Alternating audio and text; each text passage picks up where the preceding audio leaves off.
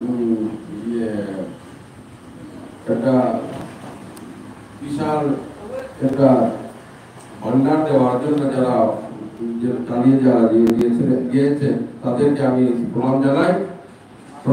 আমি আমাদের সমাজের বিভিন্ন সাহিত্যিক আলোচনা সিংহ, ডক্টর কালীপ্রসাদ সিংহ, জগৎ মোহন সিংহ এবং অন্যান্য যারা সমাজের উচ্চমানের যারা সাহিত্যিকরা যারা আছেন উপস্থিত আছেন, আমাদের অনেক গুণীজন যারা সাহিত্যিকরা মথুরাজার থেকে চন্দ্রকান্ত সিংহ আমাদের কাকা, এখানে অনেক গুণী সাহিত্যিকরা উপস্থিত আছেন।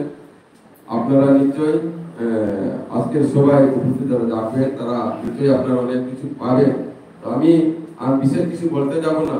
আমাদের সাহিত্যটা যেন অদূর ভবিষ্যতে আরো যেন অগ্রগতি লাভ করতে পারে। এভাবে ধ্রুপদী ভাষা স্বীকৃতি পেল বাংলা ভাষা, কারণ একটা ধ্রুপদী ভাষা স্বীকৃতি পাওয়া মানে হাজার ভাষা যে চর্চা তার যে ইনসেপশন যেটা হয় সেটার উপরে নির্ভর করে একটা ভাষাকে সরকার তার ধ্রুপদী ভাষা হিসাবে ইয়ে করে। আমরা 1700 সেঞ্চুরি থেকে আমাদের ভাষাটার উপরে ইয়ে পেয়ে যাচ্ছি বিভিন্ন গবেষকদের মধ্যে। তো 1700 সেঞ্চুরি থেকে যদি হয় তাহলে 500 থেকে 600 বছর হচ্ছে আমাদের এই ভাষাটা তার উৎপত্তি। তো আমরা আশা করি আগামী দিনে আরো 200-300 বছর পরে আমাদের ভাষাটা আগামী প্রজন্মরা একটা উৎকৃষ্ট একটা ধ্রুপদী ভাষা হিসেবে সুযোগ পাবেন আগামী প্রজন্মরা। তো আমি এইটুকু বলে আমাদের ভাষা আমাদের সাহিত্য যেন উত্তরোত্তর অগ্রগতি লাভ করো এবং আমাদের সবসময় সমাজের দর্পণ হিসাবে আমাদেরকে শিক্ষা দিয়ে থাকো। এই কথাগুলো বলে আমি সবাইকে আমি আমার অন্তর থেকে ধন্যবাদ জানিয়ে আমি আমার সব পবিত্র বক্তব্য এখানে শেষ করলাম। ধন্যবাদ।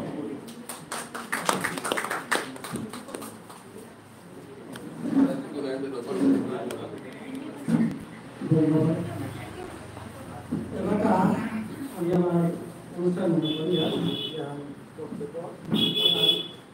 পয়লায় আমি বরাক উপত্যকা বঙ্গ সাহিত্য ও সংস্কৃতি সম্মেলন সহসভাপতি কেন্দ্রীয় কমিটির সহসভাপতি বাংলিয়া সবাই সবাই এখন আমাদের সবার সম্মুখে বাংলা ভাষা ও সাহিত্যের গর্ব দিয়ে কিছু বক্তব্য রাখবেন। ওনাকে দিয়ে বই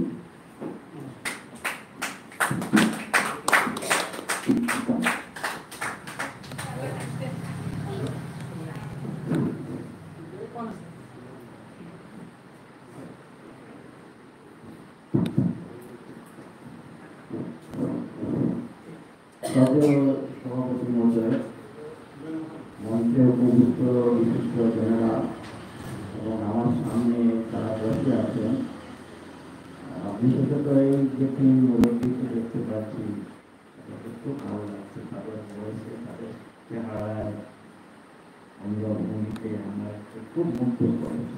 তারা যে জায়গায় এসেছেন, আজকে আমি যে জায়গায় এসেছি এই জায়গায় অতীতে অনেকবার এসেছি, কিন্তু বিষ্ণুপ্রিয়া মণিপুরী সাহিত্য পরিষদের সভায় আমার জীবনে প্রথম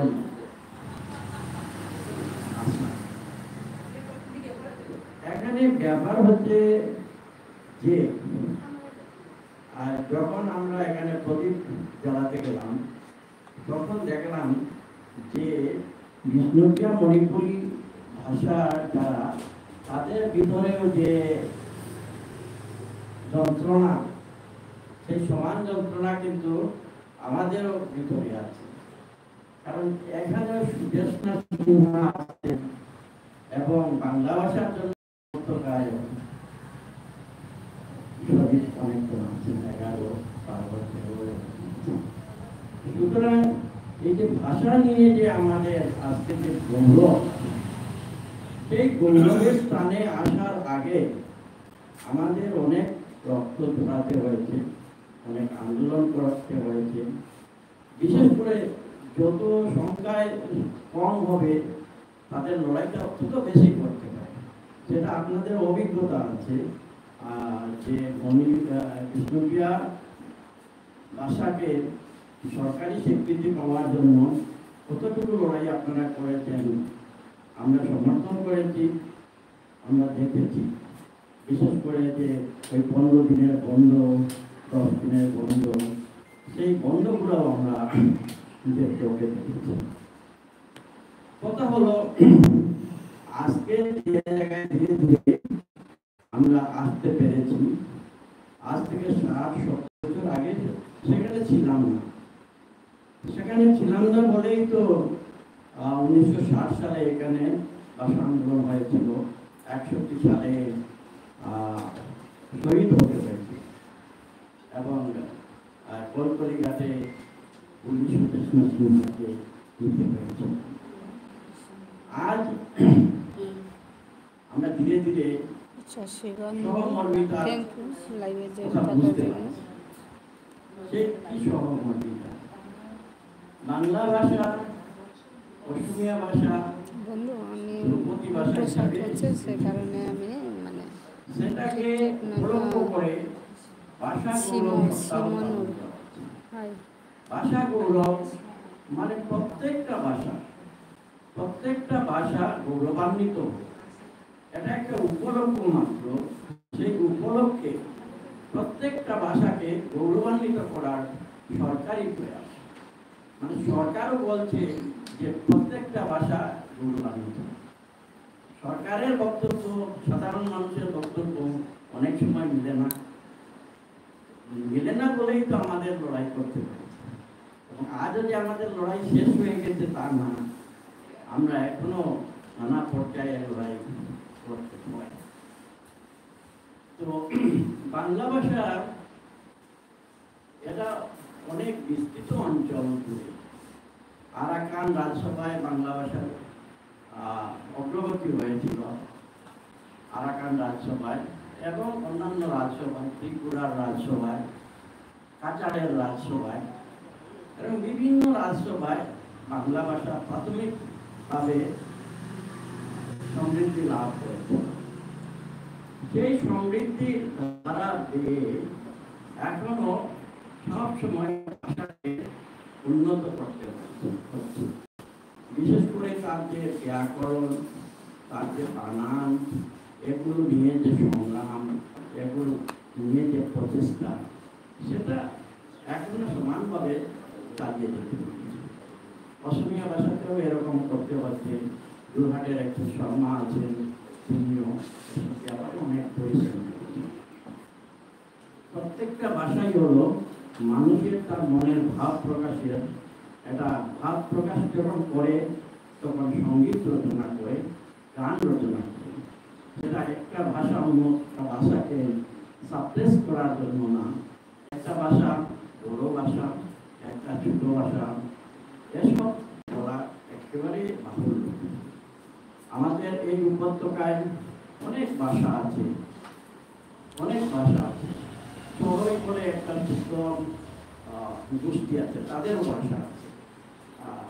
বিভিন্ন ট্রাইবাল, তাদের ভাষা আছে। সব ভাষাকে নিয়ে গৌরব করা আমাদের প্রয়োজন। বরাক উপত্যকা সেই উপত্যকা যেখানে ভাষার জন্য সরকারের সঙ্গে লড়াই করতে হয়েছে, কিন্তু এক ভাষার লোক অন্য ভাষার মানুষকে ভাষার জন্য আক্রমণ করে, মানে ল্যাঙ্গুয়েজ রাইট। সেই বরাক উপত্যকা কেমন হয়নি, সব ভাষা আছে, সব ভাষা যে যার রাস্তায় এগিয়ে যাচ্ছে এবং একটা ভাষার সঙ্গে অন্যটা ভাষার সহযোগিতা। 1960 সালে 61 সালে যে আন্দোলন হয়েছিল, সেখানে বিষ্ণুপ্রিয়া মনোপুরিতা বিরাট অবদান ছিল। সেই অবদান এখনো স্বীকৃত এবং 19 মে এলে এখনো দেখা যায় যে এই ভাষা গোষ্ঠীর মানুষ সব অনুষ্ঠানে যায়, নিজের ভাষার জন্য যেভাবে সম্মান করে বাংলা ভাষা আন্দোলনের দিনকে সম্মান করে। ওই আন্দোলনটা ছিল যে শুদ্ধ ভাষা গোষ্ঠী যারা, আসামে বড় ভাষা গোষ্ঠী হচ্ছে অসমীয়া এবং অন্যান্য ভাষাগুলো হচ্ছে তার চেয়ে ছোট। তো 60-61 ইংরেজির যে আন্দোলনটা সেটা ছিল অন্যান্য ভাষাগোষ্ঠী যাতে এই উপযুক্ত রাজ্যে সার্ভাইভ করতে পারে, সেই সার্ভাইভ করার জন্য একটা বড় সংগ্রাম হয়েছিল 60 ইংরাজিতে, যেখানে আপনারাও শহীদ ছিলেন। এবং সেই সংগ্রামের ধারাবাহিকতা পেয়ে বিষ্ণুপ্রিয়া মণিপুরী সমাজকে অনেক লড়াই করতে হয়েছে। সেই লড়াই এখনো শেষ হয়নি। বিশেষ করে ভাষার অগ্রগতির জন্য পরিশ্রম করতে হবে। অভিধান রচনা, ব্যাকরণ রচনা, এগুলো আপনারা চালিয়ে যান। আমি সরকারের এই সদিচ্ছাকে অবশ্যই সম্মান জানাবো এবং কামনা করব যে সরকার যেন প্রত্যেকটা ভাষাগোষ্ঠীকে সাহায্য করে। যত ছোট ভাষাগোষ্ঠী হবে তার সাহায্যের আরো বেশি প্রয়োজন সরকারের জন্য। আর যেভাবে সদিচ্ছা হয়েছে যে ভাষা গৌরব সপ্তাহ পালন সরকারের কার্যক্রমের মাধ্যমেও জন্য আমি বঙ্গ সাহিত্য সভা থেকে আপনাদের সবাইকে শুভেচ্ছা জানাচ্ছি, ভালোবাসা জানাচ্ছি। আপনারা সবাই ভালো থাকুন। আমার এই সমস্ত বক্তব্য সমাপ্ত করছি। ধন্যবাদ।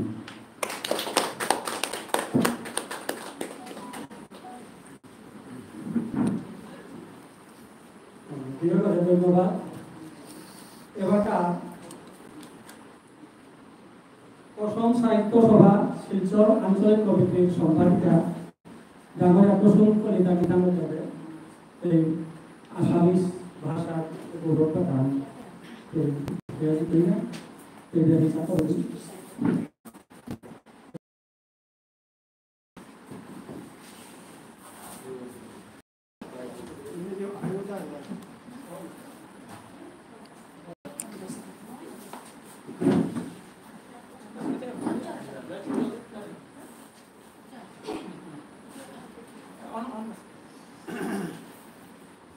নমস্কার।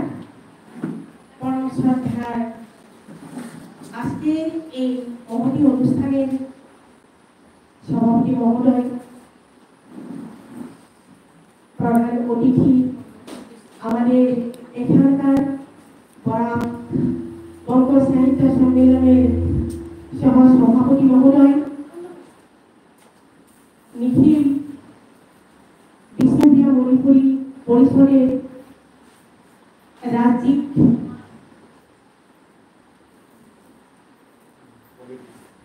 কমিটির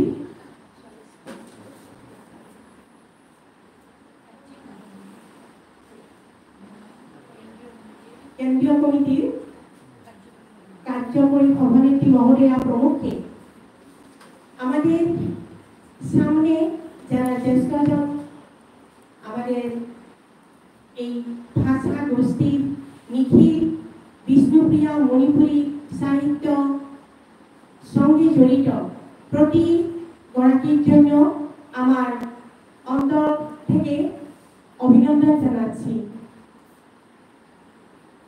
আজকে আমি গৌরবান্বিত নিখিল বিষ্ণুপ্রিয়া মণিপুরী পরিষদের পক্ষ থেকে একটা সুন্দর আয়োজন করেছি, যে যা অনুষ্ঠান অসম সরকার থেকে বলা হয়েছিল, আর সেই অনুষ্ঠানের একজন অংশীদারী হতে গিয়ে আমি নিজেকে খুব গৌরববোধ করেছি। ভাষা ভাষাকার, ভাষা আমার আপনার সবার। এখন আমি অসমীয়া ভাষী হিসাবে আমি এখন অসমীয়াতে বলতে চাই। আপনারা কি বুঝতে পারবেন? আমি সেটা আমি বুঝি। আসলে এটা ভাষাক যেতিয়া স্বীকৃতি দিয়া হয়, এটা ভাষায় বহু বছর ধরে, হাজার হাজার বছর ধরে নিজৰ ভাষাটোক টনকিয়াল কৰাৰ বাবে, চহকী কৰাৰ বাবে, আগুৱাই নিয়াৰ বাবে যিমানখিনি কষ্ট কৰে, তাৰ বাবে ৰক্ত দিব লগা হয়। পিছত যেতিয়া ভাষাটোৱে এটি স্বীকৃতি পায়, ধ্ৰুপদী ভাষা ক্লাছিকেল লেংগুৱেজ শুনি মনটো আনন্দত নাচি উঠে। আৰু এই ভাষাৰে এগৰাকী মই ভাষী, এই অসমীয়া ভাষী হিচাপে মই চৰকাৰক আন্তৰিকভাৱে ধন্যবাদ জ্ঞাপন কৰিছোঁ। ভাষা সপ্তাহ, ভাষা গৌৰৱ সপ্তাহ পালন কৰাৰ জন্য এখানকার বিষ্ণুপ্রিয়া মণিপুরীদেরকেও আমি অনেক শ্রদ্ধা জানাচ্ছি।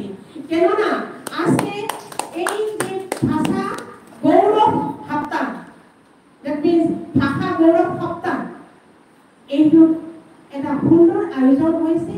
সঁচাকৈ ভাষা কিহৰ বাবে? ভাষা আমাৰ প্ৰয়োজনৰ বাবে কওঁ। ভাষা থাকিলে আমাৰ জাতি থাকিব। জাতিৰ বাবে এখন সাহিত্যৰ প্ৰয়োজন। সাহিত্যত আমাৰ নিজৰ ছবি দেখা পাওঁ। অলপ আগতে আইনা চাইছিলোঁ, আইনা দেখুওৱা হৈছিলে, আইনাখনত নিজৰ প্ৰতিবিম্ব, নিজৰ প্ৰতিচ্ছবি আমি দেখিছোঁ। এই প্ৰতিচ্ছবিটো কি? সাহিত্য। সাহিত্য আমাৰ দাপোন, অৰ্থাৎ দৰ্পণ, আইনা। আমি আইনাত নিজৰ ভাষাটো দেখিবলৈ পাইছোঁ। গতিকে আজি এই ভাষাটোৰ চহকী ৰূপ দেখি আনন্দিত। এই ভাষাটো আমি যিখিনি কিতাপত পাইছোঁ বা জানিব পাৰিছোঁ, পঞ্চম শতিকাৰ পৰা অসমীয়া ভাষাৰ সৃষ্টি। অসমীয়া ভাষা এতিয়া অসমীয়া ভাষা বুলি ঠিক বিভিন্ন ভাষাৰ সমষ্টি। অসমীয়া ভাষা একেদিনে ইমান ডাঙৰ বৃহৎ অসমীয়া ভাষা হিচাপে গঢ় লৈ উঠা নাছিলে। বিভিন্ন সৰু সৰু ভাষা, সৰু বুলি কওঁতেই বেয়া লাগে, সৰু বুলি কোনেও যেন মানে মনত নল'ব, কোনো ভাষাৰ প্ৰতি আমি কোৱা নাই। কিন্তু যিটো ভাষাগত যিখিনি আমি তথ্য পাইছোঁ, এই তথ্যৰ অৱলম্বনত ক'বলৈ বিচাৰিছোঁ যে কিছুমান ভাষাৰ লগত সংলগ্ন হৈ আজি বৃহত্তৰ অসমীয়া জাতি গঢ় লৈ উঠিছে। এসময়ত এই ভাষাৰ ক্ষেত্ৰত বিভিন্ন ভাষা, পাহাৰীয়া ভাষা, পৰ্বতীয়া ভাষা বা ভৈয়ামত থকা ক্ষুদ্ৰ ক্ষুদ্ৰ যি ভাষাবোৰ এই ভাষাৰ লগত মিলি গৈছিল। কেনেকৈ? এটা ভাষাই যদি অন্য ভাষাত, অলপ আগতে আমাৰ উপ সভাপতি মহোদয় বংগ সাহিত্য সভাৰ তেখেতেও এটা কথা কৈছিলে, মানে যদি প্ৰভাৱান্বিত কৰিব পাৰে, প্ৰভাৱ বিস্তাৰ কৰিব পাৰে, সেই ভাষাটো যদি অন্য ভাষাই গ্ৰহণ কৰে আৰু ভৌগোলিক পৰিৱেশ, সাংস্কৃতিক বিভিন্ন দিশত, ৰাজনৈতিক বিভিন্ন দিশত যদি টনকীয়া নহয়, অৰ্থাৎ চহকী ৰূপ পায়, তেতিয়াহ'লে সেই ভাষাই এদিন ঠন ধৰি উঠিব। অসমীয়াত কৈছোঁ যদিও ঠন ধৰি উঠা নিশ্চয় এদিন সুফল লাভ কৰিব পাৰিব। আমাৰ ভাষাটো যিখিনি তথ্য পাইছোঁ, শেহতীয়াভাৱে গোলাঘাটৰ এখন ঠাইত মই চাই দিছোঁ, অলপতে পাইছোঁ এইটো নগাজুতি খনিকৰ গাঁও। এই গাঁওখনত এটা লিপি পোৱা হৈছিলে আৰু সেই লিপিত পঞ্চম শতিকাৰ কথা উল্লেখ পোৱা হৈছে। তাত যি লিপিৰ মতে যিখিনি কথা লিখা আছে, সেই লিপিৰ পৰা উদ্ধাৰ হৈছে যে এই ভাষাটো পঞ্চম শতিকাৰ। আজি আমাৰ একবিংশ শতিকা, 21 শতিকা। গতিকে যদি 21 শতিকা হয়, তেতিয়াহ'লে সহজে অনুমেয় যে আমাৰ ১,৫০০ বছৰ ইতিমধ্যে উকলি গৈছে। এটা ভাষা ধ্ৰুপদী ভাষা হিচাপে স্বীকৃতি লাভ কৰিবলৈ কেইটামান কিন্তু উপাদান বা কেইটামান কিন্তু ক্ৰাইটেৰিয়া বা কেইটামান নিৰ্দেশনাৱলী আমি পাইছোঁ।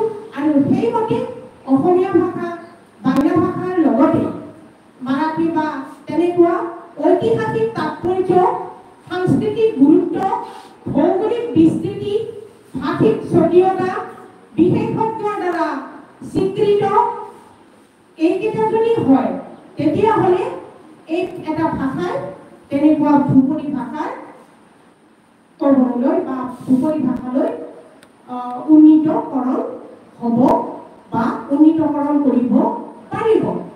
আৰু চৰকাৰে এই ক্ষেত্ৰত এটা সুন্দৰ ষ্টেপ লৈছে।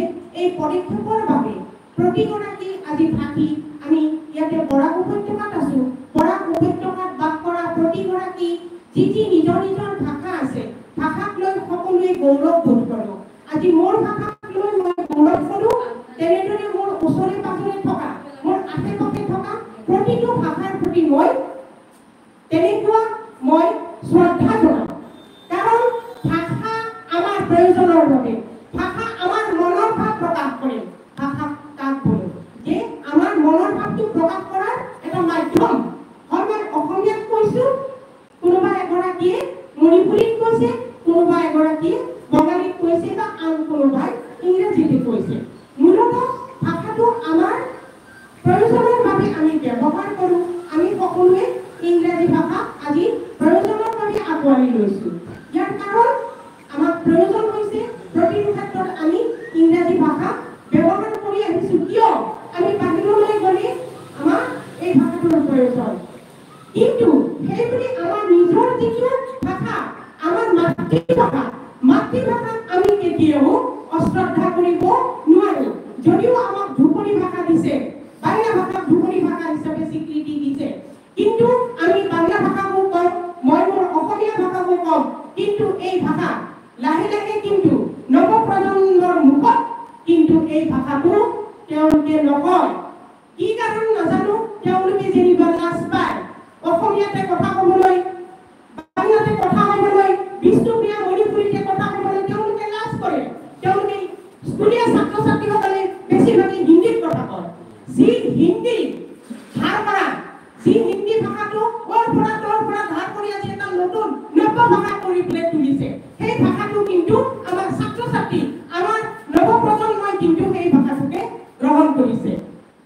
চৰকাৰে আমাক স্বীকৃতি দিছে, তাৰ বাবে আমাৰ কিন্তু বহু বিনিময়ত আমি বহু কিবা হেৰুৱাব লগা কৰিছোঁ। আজি ভাষা শ্বহীদ, প্ৰতিটো ভাষাৰ কাৰণে ভাষা শ্বহীদ হৈ গৈছে। তেওঁলোকক হেৰুৱাইছোঁ, কিন্তু তেওঁলোকৰ আশা পূৰণ হৈছে। যদিও নৱপ্ৰজন্মই বাৰু এই ভাষাবোৰক আঁকোৱালি ল'বনে, মোৰ কিন্তু সন্দেহ। কাৰণ প্ৰায়বোৰে ইংৰাজীত কথা কয়। এতিয়া অৱসৰত আহিছিলোঁ, অত বোধহয় তেওঁলোক দুগৰাকীয়ে বিবাহিত, তেওঁলোকে কথা কৈ আহি আছে।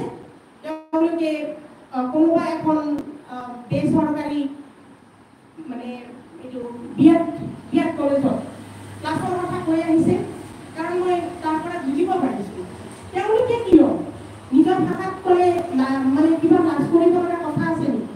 মই ভাবোঁ নিজৰ ভাষাক যদি সন্মান কৰিব নোৱাৰে, আইক যদি সন্মান কৰিব নোৱাৰে, তেতিয়াহ'লে সেই ভাষা গৌৰৱ কৰি আমি গৌৰৱ কৰিছোঁ। আজি গৌৰৱ গাথা, আজি আমাৰ গৌৰৱ সপ্তাহ পালন কৰিছোঁ, আমি কৰিছোঁ।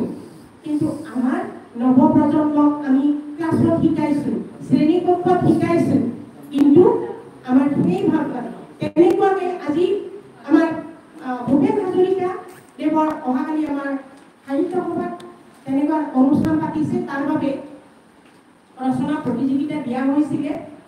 বেছিভাগ মই কেইখনমান ৰচনা চাব দিছিলে, 51খন মই ৰচনা চাইছোঁ। বেছিভাগে কি কৰিছে, ওপৰত সুন্দৰভাৱে আঁকিছে, ইংৰাজীত লিখিছে, ভিতৰত অসমীয়াত লিখিছে। কোনোবাই লিখিছে ভূপেন হাজৰিকাৰ বিষয়ে ৰচনা। এইটো আৰু বিষয় হ'লনে? এইটো বিষয় হ'ব নোৱাৰে।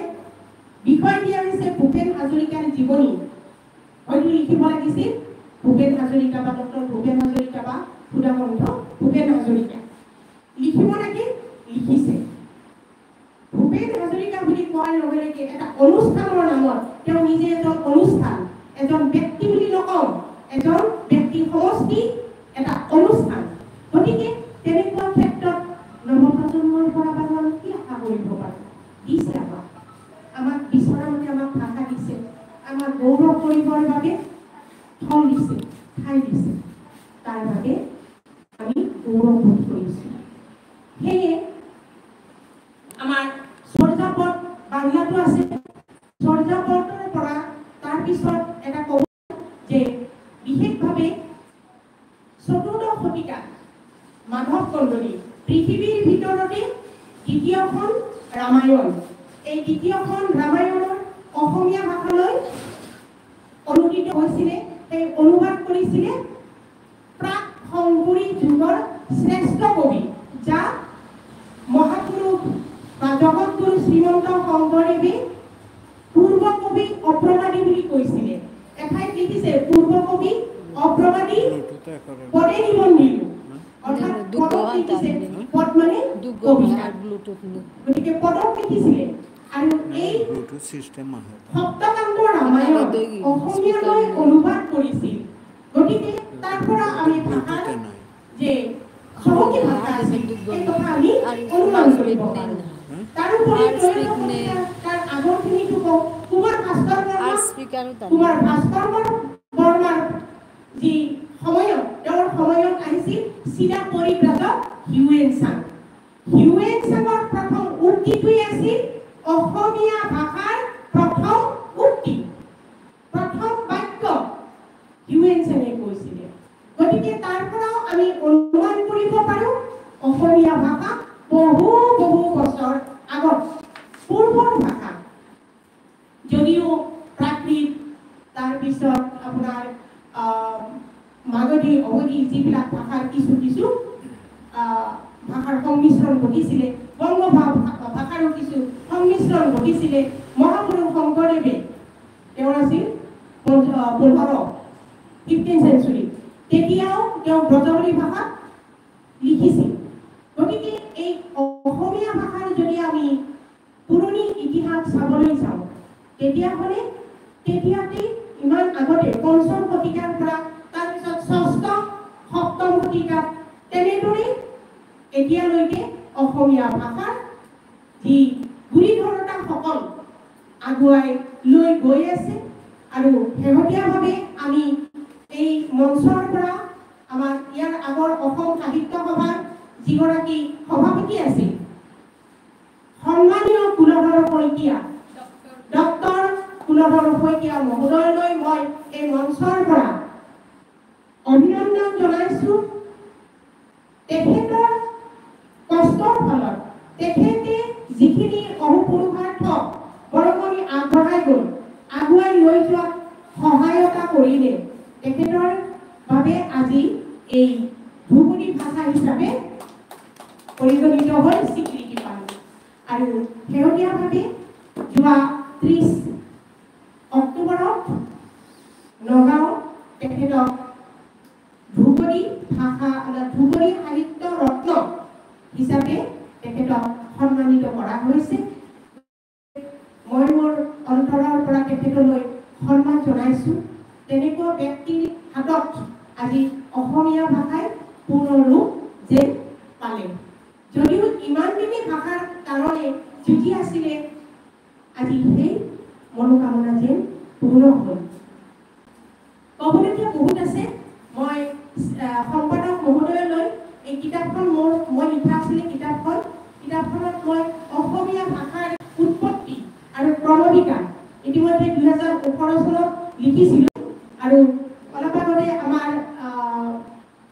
উপসভাপতি বংগ সাহিত্য সন্মিলনত তেখেতে এটা কথা কৈছিলে যে অসমীয়া ভাষাৰ ক্ষেত্ৰতো কৈছিলে।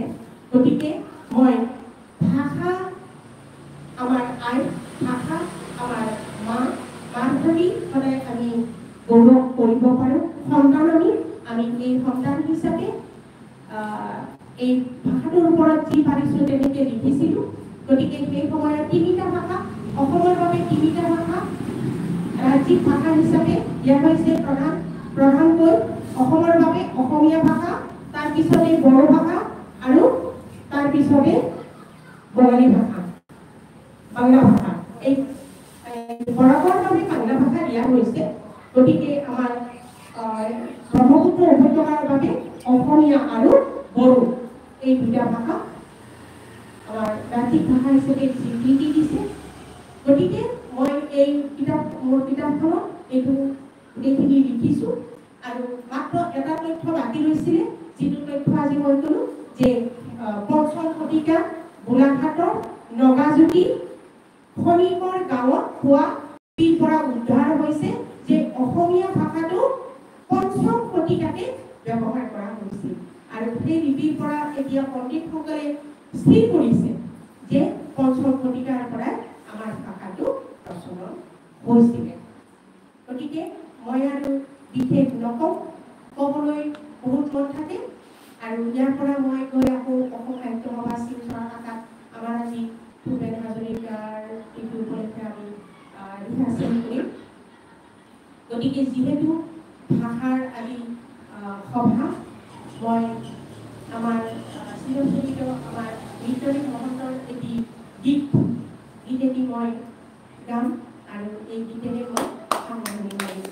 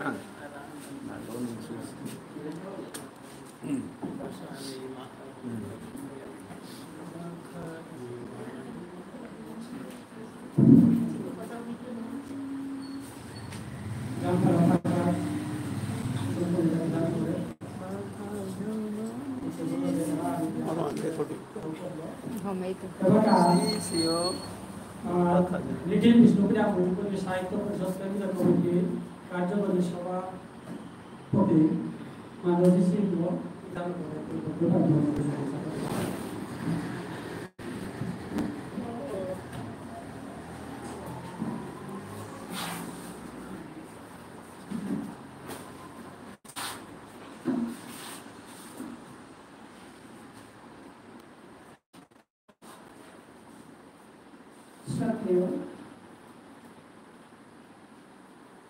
আজকের সভার সভাপতি মহোদয়, মাননীয় বিশিষ্ট অতিথিদ্বয় ইমাদুদ্দিন বুলবুল দাদা আর আমাদের কুসুম ম্যাডাম আর উপস্থিত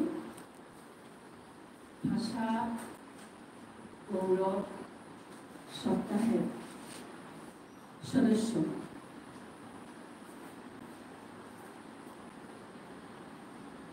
আমি মই এতিয়া অসমীয়াত কম, প্ৰথমে বেংগলীত কৰোঁ যিহেতু লোকেল ভাষা। মই প্ৰথমে আমাৰ মুখ্যমন্ত্ৰীদেউ হেমন্ত বিশ্ব শৰ্মা, তেওঁক ধন্যবাদ জনাইছোঁ এই কাৰণে যে ভাষা সাহিত্য লৈ কোনো চৰকাৰে কোনোদিন ইমানখিনি চিন্তা কৰা নাই। ইভেন এডুকেশ্যন লৈও ইমানখিনি চিন্তা কৰা নাই, যাৰ বাবে ডেভেলপ কাণ্ট্ৰিৰ লগত আমাৰ দেশখন এতিয়াও শিক্ষাৰ ক্ষেত্ৰত বহুখিনি পিছপৰা হৈ আছে।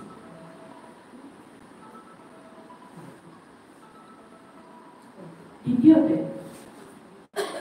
মই তোমালোকৰ সৈতে শ্ৰদ্ধা নিবেদন কৰিছোঁ, কাৰণ এহানৰ কামিখন মাতানিব আমি যে সময় আমি আছিলোঁ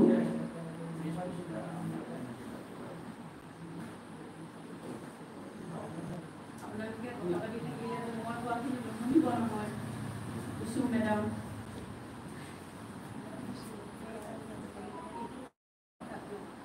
যিটো সময়ত আপোনাৰ আগত মই সম্পাদিকা আছিল, তো আমাৰ সময়ত ডক্টৰ কুলধৰ শইকীয়া ছাৰ সভাপতি আছিল আৰু কুলধৰ শইকীয়া ছাৰৰ সৈতে আমি সৌভাগ্যক্ৰমে ডাইৰেক্ট লিংকত আছিলোঁ আৰু ছাৰে ইমান কাম কৰিছে ধ্ৰুপদী ভাষাৰ কাৰণে, ইমান কাম কৰিছে আমি নিজৰ চকুত দেখোঁ।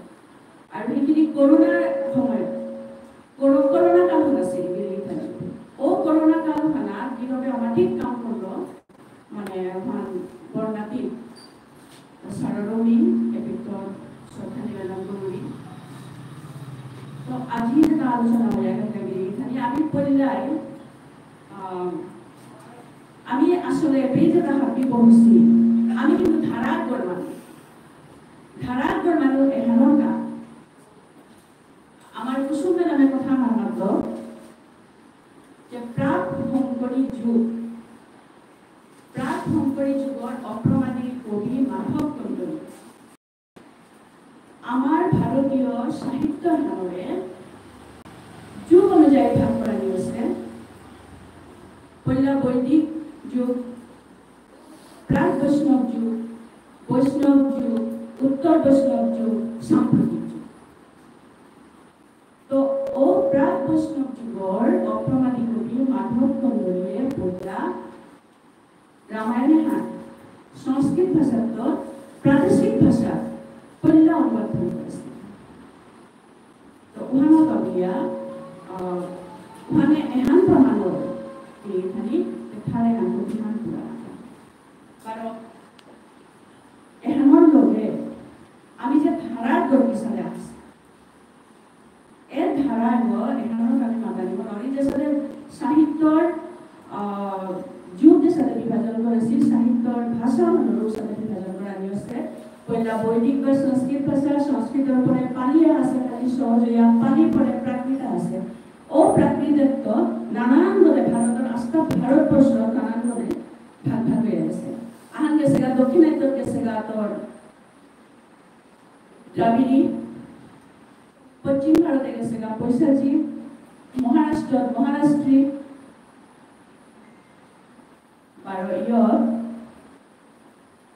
উত্তর পূব ভারতে মাগধী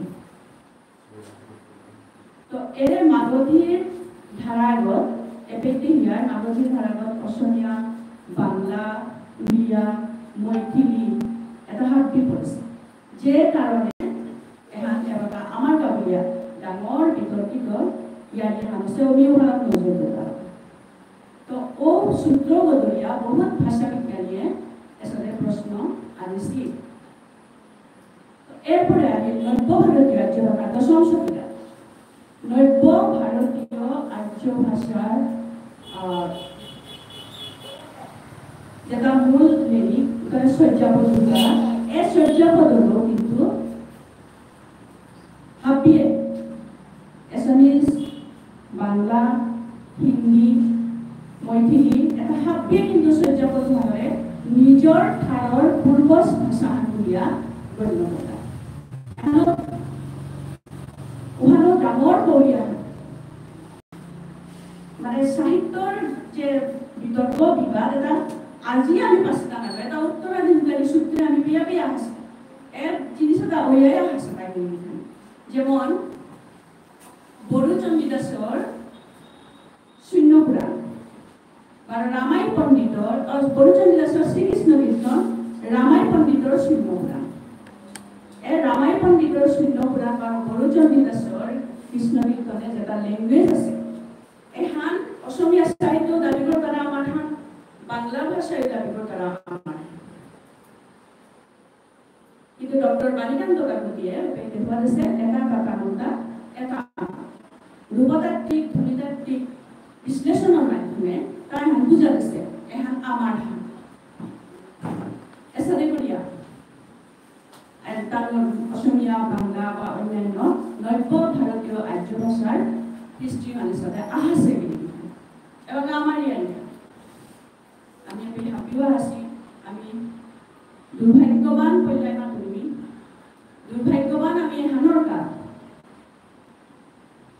যে কোনো কারণে হোক রাজনৈতিক কারণে হোক সামাজিক কারণে হোক অর্থনৈতিক কারণে হোক আমি চলছুই না নয়া এগুলো হলে বলিয়া আমি হাপ্পি নিজের অতীতর ঠাইটাই আমি 100% গ্যারেন্টি আমার কাছে আপনার থা থাকিব আমারও ম্যানাস্ক্রিপ্ট থাকিব আমারও থাকিব পারে ম্যানাস্ক্রিপ্ট কিয় নাথাকিব যিকোনো এটা জাতি যদি আছে ভাষা আছে যি ভাষা মানৱ সমাজৰ অমূল্য সম্পদ ভাষা নহলে মানুহে ট্ৰানজেক্ট কৰিব নোৱাৰে অমূল্য সম্পদ ভাষা কিয় আমাৰ ম্যানাস্ক্রিপ্ট নেই নিশ্চয় আছে আমার দুর্ভাগ্যক্রমে আমার দাদা মাংনে গেছে হাতে আমি আজির সাথে গর্ব করি এত সুন্দরী তাই মাতিয়ে গেলিয়া পঞ্চদশ শতিকার ১৫০০ বছর পুরানা আমার ভাষা আমি কব নোৱাৰো কেতিয়াও আমাৰ ভাষা ১৫০০ বছৰ পুৰনা এইটো আমাৰ গভীৰ দুখৰ বিষয় কারণ ইতিহাসে আমার সেই স্বাধীনতা দিয়া নাই সেই সৌভাগ্য দান আমার করা নাই যার কারণে আমি গোটেই জীবন ধ্ৰুপদী ভাষাৰ কাৰণে কেতিয়াও আপিল কৰিব নোৱাৰো এইটো আমাৰ দুৰ্ভাগ্য যে নহওক ভাষিক সংখ্যালঘু গোষ্ঠী সদায় দুৰ্ভাগ্যৱান হয় ৰবীন্দ্ৰনাথে কৈছিল মিলিব লাগে মিলাব লাগে বিষ্ণুৰাভাই কৈছিল ভাষিক সংখ্যালঘুসকলে আগবঢ়াই দিব সেইখিনি দায়িত্ব আমি ইয়াত যাক পাইছো আমি প্ৰতিনিধি হিচাপে আমি আশা কৰি তেওঁলোকে এই বাৰ্তাটো তেওঁলোকৰ জাগাত দিব লগেদি এহান্না কৰি আমি একচুৱেলি আমাৰ ঠাইৰ সাহিত্য বলতে আমি ব্রিটিশরানি যুগরে ব্যাপারিয়ার বইলা ব্রিটিশরানি 1900 ক্রিস ইংরেজিত বিদেশামী মাতা আরম্ভ আছে এই থানি এপিও কাহিনী আছে 1830 বেয়া college para Orchard e dovi কবিয়ে লিরিক্যাল বেলাচ্ছে তানো সূচনা করেছিল যে আমার সাহিত্য মানে পৃথিবীর ভাষা সাহিত্যটা এবাকা তৈরি নোয়া রূপাহানা আহক আগেকার ক্লাসিক্যাল যুগহান না থাক কারণ ক্লাসিক্যাল যুগহান বেশ তালিকা পণ্ডিতর কা বারো শিক্ষিত ওয়ার্ডসওয়ার্থ কলেজে এহান প্রমাণ করিলা যে সাহিত্য বা কবিতা কোনোদিন শিক্ষিতর কা বা পণ্ডিতর কা নোয়ারে সাহিত্য হাবিকা क्या बोले रखा कोई गुरु रखते एलादे उन्होंने साहित्य आगोय एला हंदे उन्होंने साहित्य आगोय कविता हंदा उन्होंने साहित्य हंदे का लौकिक साहित्य हंदा अंदर उबे वर्डसवर्थ कॉलेज जे मातसे आज तो पूरी आमी साहित्य रचना करता নাই जनरल Actually, romanticism ধারা বা নোয়া সাহিত্য ধারা অভিজ্ঞ আছে যেটা 1830 পেয়া এটা চলেছে আমার গোকুলানন্দ বিদ্যাস্বামী যেটা আবির্ভাব হয় গোকুলানন্দ বিদ্যাস্বামী নিশ্চয় এটা সম্পর্কে হাতি সম্পর্কে জ্ঞানী মানুষ অবহিত আছেন কিন্তু ও সময় যেহেতু আমার ধারণ কোনো ধরনের সাহিত্য নেওছি বিরোধিতা করলো romanticism বেলেয়া তা আকুলা গই আস্থা সমাজসেবা দায়িত্ব লইয়া রাজনৈতিক সামাজিক ব্যাপার সম্পর্কিত ব্যাপার সম্মান সম্পর্কিত এটা হাপ্পি গজে ভিত্তি করিয়া কবিতা করানিও করলো লেখনী করানিও করলো লগে সাম্যবাদী আন্দোলনেরও রূপায়ী করানিও করলো গোকুলানন্দ বিদ্যাস্বামীর পরেই আমি যে লেখনান পেলার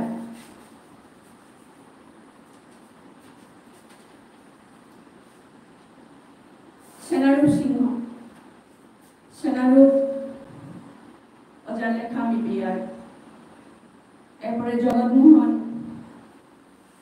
অজার নাম খান ডক্টর কালীপ্রসাদ নাম খান ধরে পারিয়ার মরমী কবি আমি মদনীগার নাম খান ধরে পারিয়ার ব্রজেন্দ্র কুমার সিংহ বিরগর নাম খান তার দরকার নয় বরুণ সিংহ বিরগর মঙ্গলবাবু সিংহ বিরগর এবের মা মঙ্গলবাবু সিংহ বা ডক্টর কালীপ্রসাদ সিংহ তানোর যেটা অবদান মঙ্গলবাবু সিংহর ভাষাতত্ত্ব যে নিয়মপার অবদান তুলে গেছে ডক্টর কালীপ্রসাদ সিংহের হাবিগত অবদান তুলে গেছে ব্রজেন্দ্র কুমার সিংহ বিরগর কবিতা আমি আমার সমাজে না হয় উত্তর পূর্ব ভারতের ব্রজেন্দ্র কুমার সিংহের নাম ভালোই আছে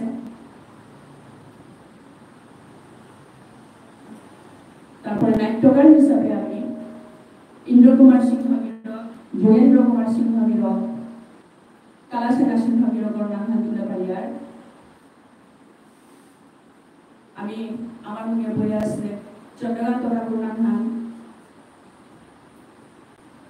মানে ইহান মাটি কাকুরে ধন্যবাদ দিত মানে ভালোই কাকুরে যে পত্রিকা হানিয়া আমার চাপে হানাদের সাথে তাল করিয়া নিয়ে গেছিলা যে হানোর গজে বেশ করিয়া বহু কবি সাহিত্যিক বহু লেখক প্রতিষ্ঠিত করেছিলা কাকু নিজেও হব্বা করিয়া গো প্রবন্ধকার গো আমার মথুরা মামা আছে মামাও প্রবন্ধকার গো হব্বা করিয়া গো আর আমার ধর্মীয় দিকখানাত আমার মোর দাদু রাধামোহন সিংহ বিরগ এতে আর একো কবি সাহিত্যিক আছে বা উপন্যাসের ক্ষেত্রে জ্যোতিপ্রকাশ সিংহ বিরগ প্রভাসকান্তি দ্বারা বিরগ গল্পর বা স্মৃতি কুমার সিংহ বিরগ তানোর অবদান আমি কোনোদিন অবহেলা নাই আর তানোর লেখনীর আমার জানান পালসেটা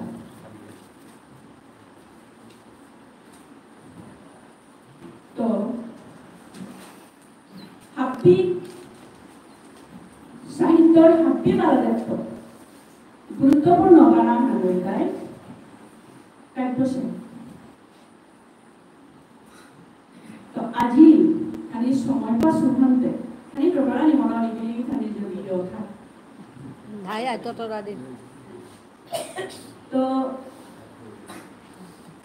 কাব্য সাহিত্য হানার সাহিত্য যে ভরপুর সাহিত্য হান কাব্য সাহিত্য হান আর সাহিত্য কমপ্লিকেটেড ভরপুর বা সাহিত্য চিন্তনীয় এখানে এত কন্ট্রিবিউশন আছে ভাবিব লাগে কাব্যৰ তো মেলাগৰ আছে মেলাগৰ ধাৰা আছে মেলাগৰ লাইন আছে তো এই কাব্য সাহিত্য হানাৰ দুহান মাত্ৰা ব্যক্তিনিষ্ঠ বা বস্তুনিষ্ঠ যে কবিয়ে নিজৰ ব্যক্তিগত ভাব অনুভূতি কল্পনা ও জিনিসুহানি যেভাবে ব্যক্তিগতভাবে প্রকাশ করতারা উপেরতারে ব্যক্তিনিষ্ঠ কাব্য তারা বা যেভাবে কবি আগর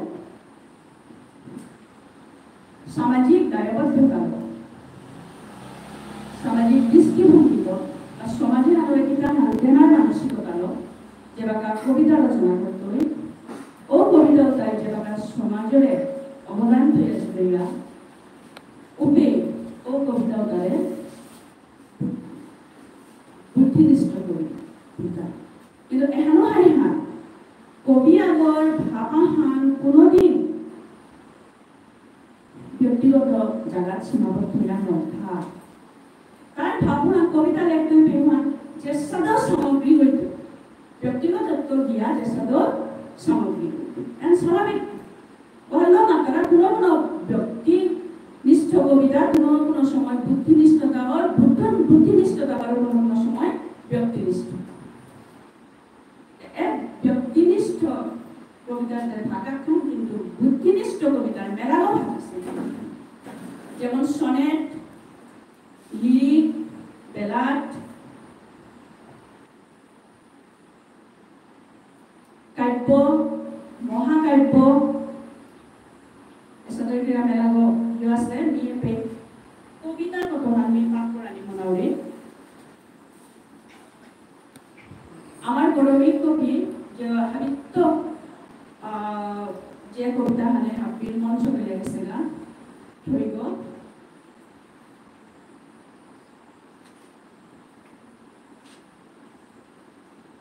মোর ধরিগতি মোর এলাহান্তি তোর গাবলিয়ায় জীবনে হান মান করেছি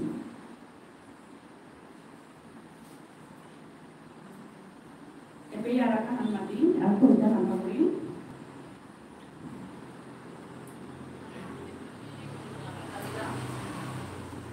ভগবত ভক্তির উদ্দেশ্যে দেবদেবীর উদ্দেশ্যেও যে কবিতা রচনা হয় তার লিরিক ডিভোশনাল লিরিক্স এটা আমার দেশের বেদ উপনিষদ স্তুতি মধ্যযুগৰ বৈষ্ণৱ গুৰুৱে লেংগৰা পদাৱলী সাহিত্য এটার আমার বর্তমান আমি কবিতা বিয়ার আই জিজ্ঞা মন মধুর বৃন্দাবন সেবা করিজ্ঞা যুগল চরণ আইতে হারইয়া আইলাম জানার পদ্ম পাহুরিয়া খাইলাম আর কাহান সেনারূপ সিংহ বীরবর্মা সালো মন পাহিয়া মায়ার জঞ্জাল পেলিয়া সালমন শ্রী বৃন্দাবন নাসিয়া নাসিয়া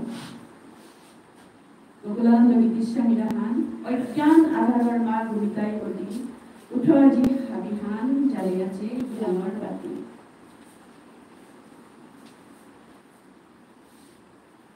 প্রকৃতি বিষয়ক কালাসেনা সিংহ বীরবর কবিতা হান প্রকৃতি বিষয়ক কবিতা কালাসেনা সিংহ বীরকে নাম লিখেছে বৌরুলি বাদুলি পাদুলি জঞ্জালি এসব শব্দ কালাসেনা সিংহ বীরবর কবিতা আমি নিয়ম করা পেয়ার অম অম রহে রহে পানি বলে জিরন নেই খংবিল খংসিল বদ উঠান চিন নেই কারো কুমগৈ কুমবেদে থইতে ঢৌ ঢৌ পানি গৈ কার লৌ এসাথে করিয়া এইখানি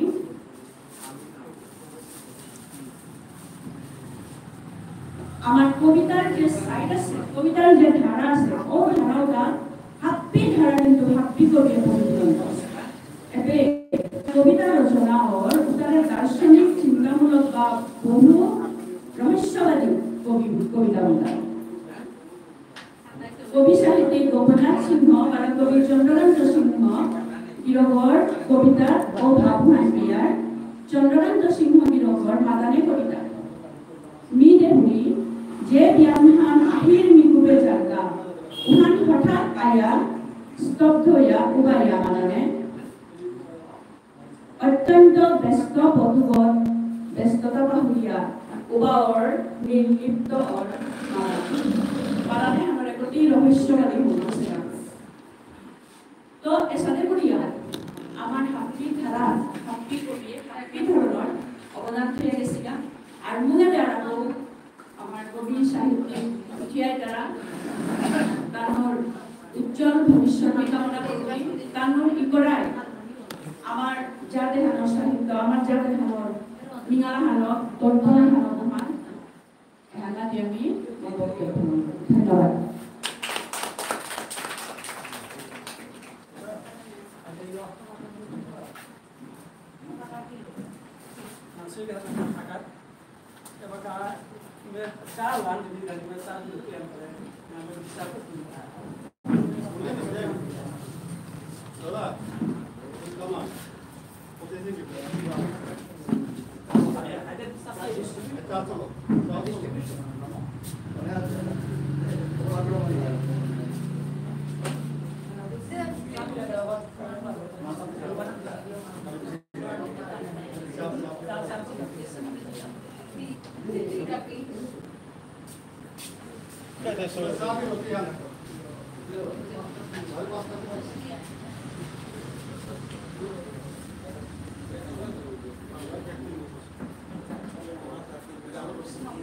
মহান ঠিক আছে গীতারা